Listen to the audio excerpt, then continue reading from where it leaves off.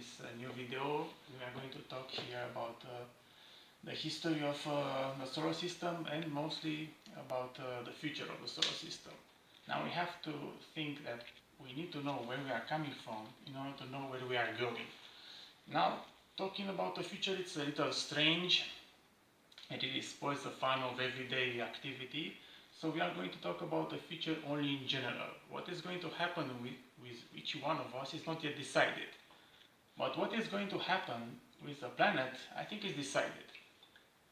So, once again we start from what we know.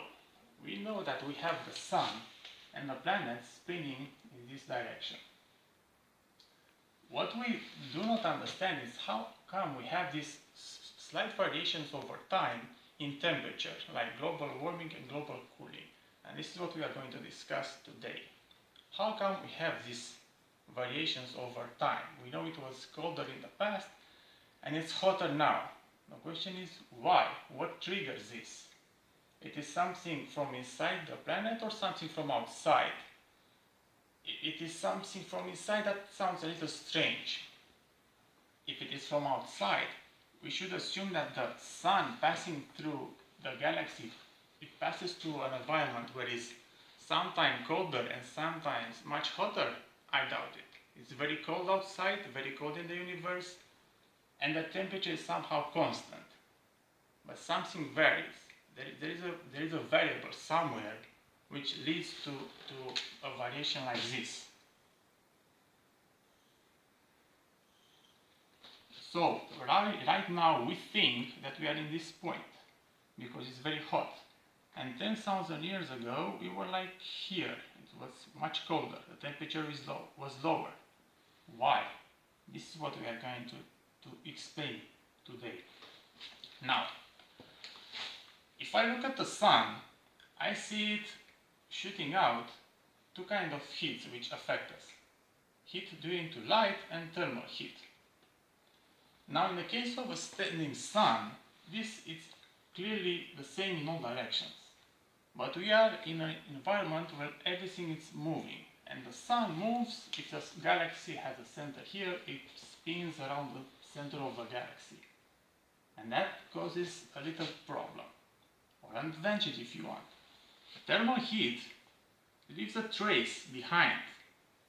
As the sun moves in this direction, thermal heat is only here. Light, it's the same in all directions. To explain this more clearly, we are going to make a little experiment. And it's very simple. This is the sun. And this is the center of a galaxy. If everything stands still, light and thermal radiation because of this fire are the same in all directions. Everywhere I hold my hand, the situation is the same. But everything moves. And this sun moves following the center of the galaxy. Now, as it moves, it advances, it leaves behind a trace of heat. Now, it would be nice if we would always stand behind it. But we are not always standing behind it because we spin with the planet. So, what does this mean from our point of view? Well, it means that if I'm passing with the planet through this period, for a few months, it's hotter. Then I'm passing to the front of the sun when it's colder, and I'm going back to this period when it's hotter. So I accumulate this heat for this period when it's colder. And I repeat this cycle forever and ever. So how do I know this always like this? Because some times ago, situation was like this when it was very, very cold. So, what does this mean? My understanding is that if we have these stars, which are the zodiacal signs we see in the universe, if we have this at a very far distance standing still, we know that once at every 2,000 years we move. So what moves exactly? That is important. My understanding is that what moves is the solar disk itself. And when it moves once every 2000 years, it means it rotates for 12 zodiacal signs into 24,000 years. So 24,000 years from now, situation is going to be similar. Now, what does this mean for us? Well, if you look here, situation is like this. Today, we think that we are in this point. 12,000 years from now, it will be much colder because the planet is going to spin outside the solar disk, the solar trace of it. The disk will be in this position, not in this position.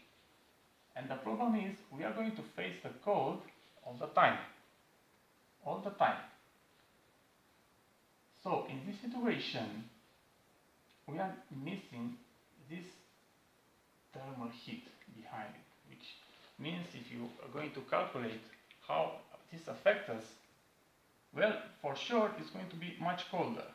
And the moment when you move with the solar disk outside this trace, and the moment you are in this position, it's already colder. And as you move, it gets colder and colder. Eventually, after some time, when you are coming back, also the planet is going to spin differently. This is irrelevant.